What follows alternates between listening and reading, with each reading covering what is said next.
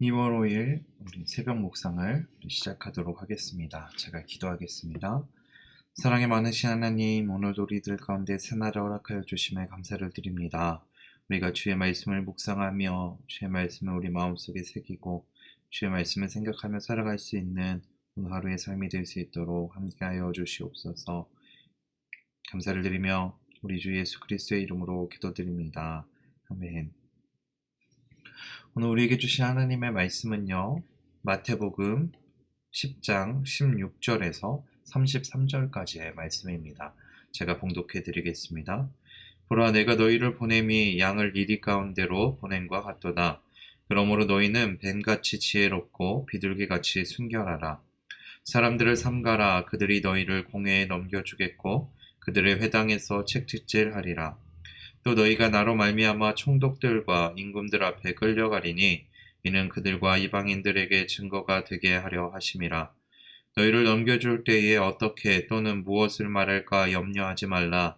그때에 너희에게 할 말을 주시리니 말하는 이는 너희가 아니라 너희 속에 말씀하시는 이 곧 너희 아버지의 성령이시니라. 장차 형제가 형제를, 아버지가 자식을 죽는 데에 내주며 자식들이 부모를 대적하여 죽게 하리라. 또 너희가 내 이름으로 말미암아 모든 사람에게 미움을 받을 것이나 끝까지 견디는 자는 구원을 얻으리라. 이 동네에서 너희를 박해하거든 저 동네로 피하라. 내가 진실로 너희에게 이르노니 이스라엘의 모든 동네를 다 다니지 못하여서 인자가 오리라. 제자가 그 선생보다 또는 종이 그 상전보다 높지 못하나니 제자가 그 선생 같고 종이 그 상전 같으면 족하도다. 집주인을 바알세불이라 하였거든 하물며 그 집 사람들이랴. 그런즉 그들을 두려워하지 말라. 감추인 것이 드러나지 않을 것이 없고 숨은 것이 알려지지 않을 것이 없느니라.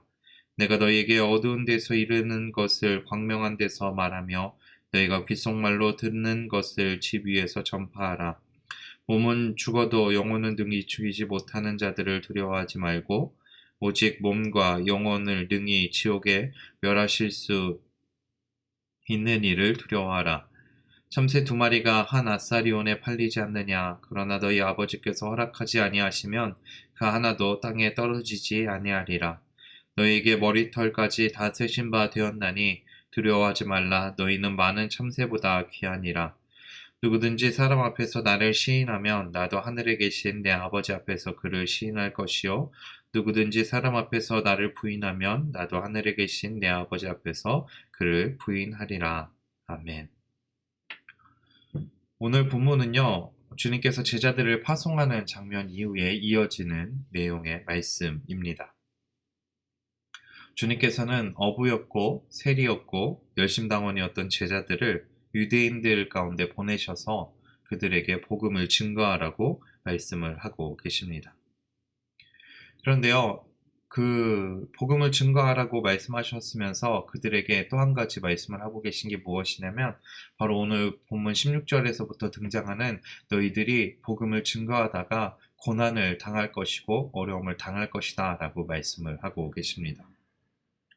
왜 그들이 고난을 당하고 어려움을 당할까요? 그들이 16절 후반절에 있는 말씀처럼 뱀같이 지혜롭고 비둘기같이 순결하게 행동했기 때문입니다. 뱀같이 지혜롭고 비둘기같이 순결하다라는 것은 무엇을 말씀하고 있는 것인지 우리는 생각해 보아야 합니다. 뱀은요, 성경에서 대부분 부정적인 의미로 사용이 되었던 동물입니다. 그리고 비둘기는 긍정적인 의미로 사용되었던 동물이죠. 이 둘 사이에는 엄청난 간극이 있고 엄청난 차이가 있는데 오늘 본문에서는 이 둘을 동시에 사용하고 있습니다.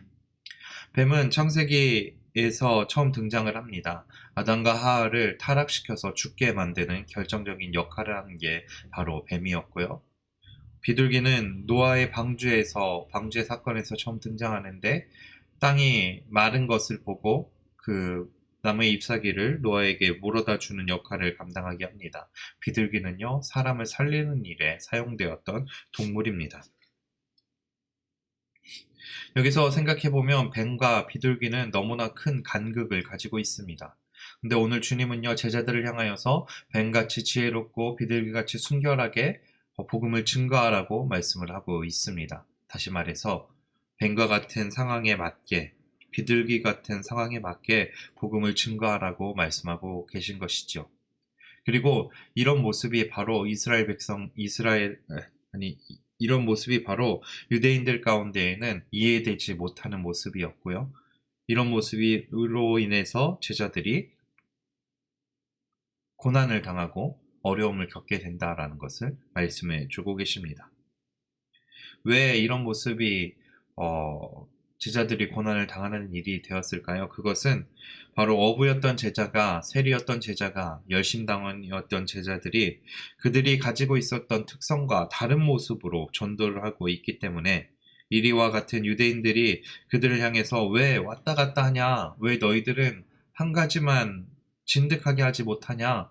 왜 너희들은 그런 다른 모습을 보이고 다른 모습으로 복음을 증거하냐라고 손가락질하고 그들을 어렵게 만든다라는 것이죠. 다시 한번 생각해 보겠습니다.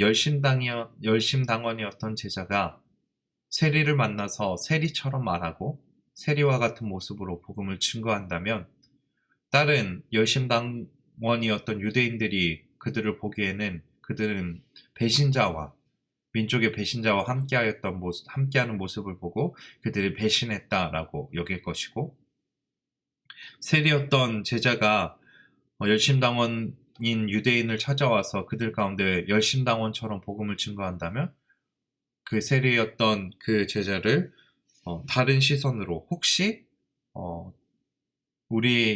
우리에게 정보를 빼내려고 하는 첩자는 아닐까 의심하는 모습으로 그들을 대하게 된다라는 것이죠. 그런데요, 우리는 주님께서는 그런 상황들 가운데에서도 분명하게 염려하지 말라라고 제자들에게 말씀해 주고 계십니다. 복음을 증거하다가 다시 말해서 제자들에게 지금 주님은 복음의 유연성을 가지라고 말씀하고 계신 것이죠. 제자들은 여러 상황 가운데서 복음을 증거할 때 그들이 때로는 열심당원처럼, 때로는 세리처럼, 때로는 어부처럼 복음을 증거할 것입니다. 다시 말해서 복음을 받아들이는 사람들의 상황에 맞게 맞추어서 복음을 증거해야 된다라는 것이죠. 복음의 증거하는 방법은요, 한 가지만 있는 것이 아니고 복음의 증거는 독선적인 것이 아닙니다. 우리는 복음의 유연한 사고를 가지고 살아가야 되고 그 복음의 유연한 사고를 가지고 주님을 증거해야 합니다. 생각해 보시길 바랍니다. 코로나 이전에 우리가 가지고 있었던 예배에 대한 생각은요, 함께 모여서 예배당에서 예배 드리는 것이 예배라고 생각해 왔습니다. 온라인으로 예배를 드린다라는 것은 상상할 수도 없는 일이었죠.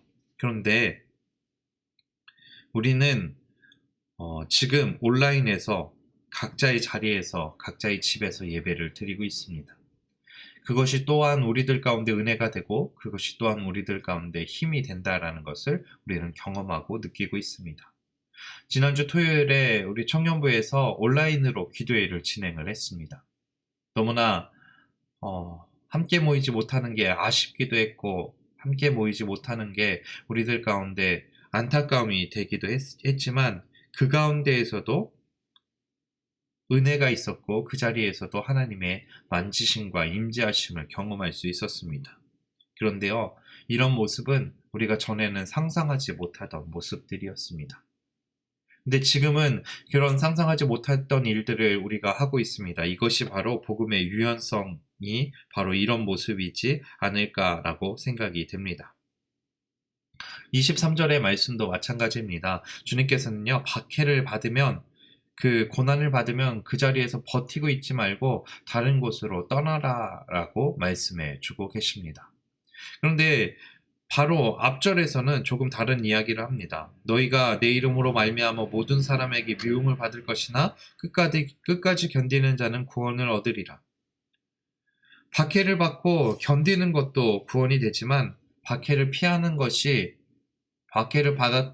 받아서 박해 자리를 피하는 것이 흠이 되지 않는다라고 말씀해 주고 계신 것이죠. 우리는 이렇게 생각을 할 것입니다. 박해를 묵묵히 견뎌서 순교를 당하는 것이 옳다라고 생각을 할지도 모릅니다. 박해를 피하는 것은 하나님 보시기에 잘못된 일이다라고 생각할지도 모릅니다. 하지만 주님은요, 오늘 분명하게 말씀하는 것이 박해를 묵묵히 견디는 자도 구원이 있지만 그 박해를 피해서 이 동네에서 박해를 받으면 피하여서 저 동네로 들어가라라고 분명히 오늘 23절에 우리들 가운데 말씀해 주고 계십니다. 순교도 박해도 다 하나님 뜻 안에 있는 것이고 우리가 그 박해를 피하는 것도 다 하나님의 계획 안에서 하나님의 허락 안에 가능한 일이기 때문입니다. 그래서 오늘 주님께서 이어지는 29절과 30절 말씀에서도 참새 2마리를 사고 파는 것 또한 하나님의 허락이 있어야 한다라는 것을 우리에게 말씀해 주고 계십니다. 그렇기 때문에 우리는 박해를 피한다고 해서 두려워할 필요가 없습니다.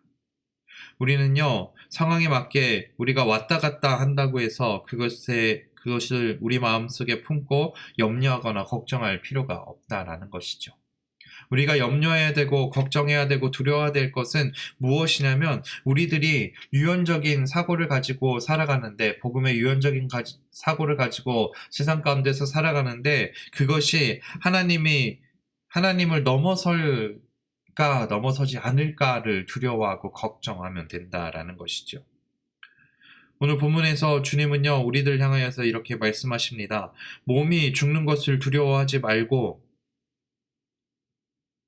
오직 몸과 영혼을 능히 지옥에 멸하실 수 있는 이 하나님만을 두려워하라 라고 말씀을 하십니다.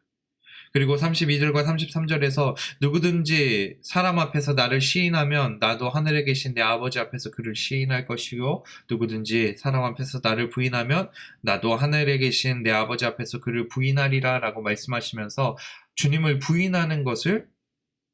부인하는 것을 가장 유의해야 되고 주의해야 된다라고 말씀해 주고 계십니다. 우리는요, 복음의 증인으로서 살아갑니다. 세상의 수많은 사람들 가운데 그 사람들 가운데 합당한 복음의 증거 방법을 가지고 주님을 증거하며 살아가야 합니다. 이게 바로 복음의 유연성이죠. 그런데 복음의 유연성이 우리들 가운데 모든 것을 허락하고 있는 것은 아닙니다. 바로 하나님을 넘어설 수 없음을 기억하며 살아가야 합니다. 진리가 너희를 자유케 한다. 진리 안에서 자유한다 라는 것은 무슨 뜻일까요? 바로 이것입니다. 하나님 안에서 하나님을 넘어서지 않고 주님 안에서 우리는 얼마든지 자유로울 수 있고요. 복음의 유연적인 사고를 가지고 복음을 증거하며 살아갈 수 있습니다. 오직 우리는 하나님만 두려워하고 우리는 하나님만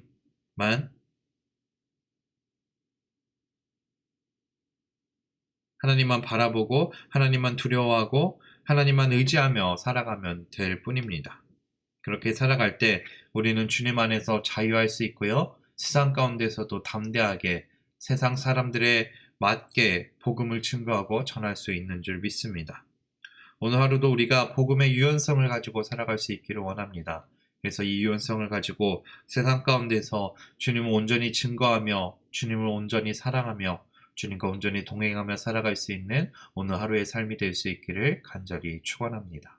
기도하겠습니다.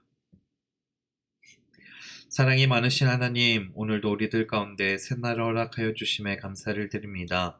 아버지, 우리의 삶이 복음의 유연한 사고를 가지고 살아가는 삶이 되기를 원합니다. 우리가 독선적인 생각과 우리가 획일화된 생각을 가지고 살아가는 것이 아니라 주님의 뜻 안에서, 주님의 품 안에서, 주님의 사랑 안에서 우리는 얼마든지 자유로울 수 있고 얼마든지 유연한 사고를 가지고 살아갈 수 있음을 기억하며 살아갈 수 있는 우리의 삶이 될 수 있도록 인도하여 주시옵소서.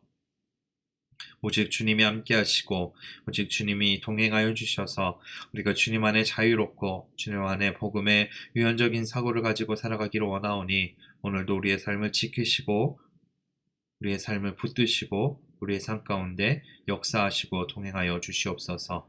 언제나 주님이 우리와 함께 해주실 것을 믿으며 우리 주 예수 그리스도의 이름으로 기도드립니다. 아멘.